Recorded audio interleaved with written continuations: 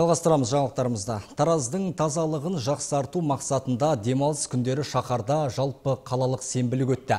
Қоршаған орта көрікті, жұтар ауа, жұпар болу үшін мемлекеттік қызметшілер, тұрғындар мен еріктілер қолына тырма, күрегін ұстап көшеге шықты. Тазалық акциясынан тілші әңгімесі.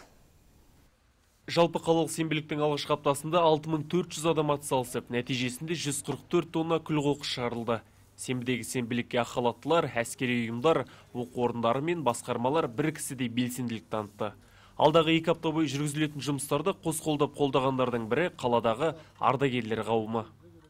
Біздің Тараз қаласы тосудайын тарарып, құлпырып, көріктеніп жатыр. Бұны енді ажарланып, енді бұны одан ары мән қарата біз енді осы 2 айлықта Тараз қаласының санитарлық жағдайын, абаттандыру мәселесін одан ары жақсы жолға қоюымыз керек.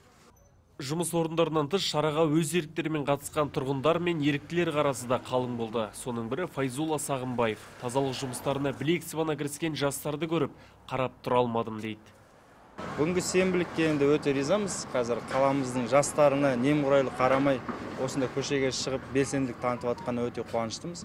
Мен де сол жастарды көріп қап, кішігірім көмегімізді жасап жатырып, халқымыздың, жеріміздің көркеюіне атсалысуға шақырам. Барлық жастарды, үлкендерді де тым болмаса аптасына 1 рет сенбілікке шығып, жұмысымыздың алдын жасай алмасаңыз, үйіміздің алдын жасауға шақырам барлығымызды.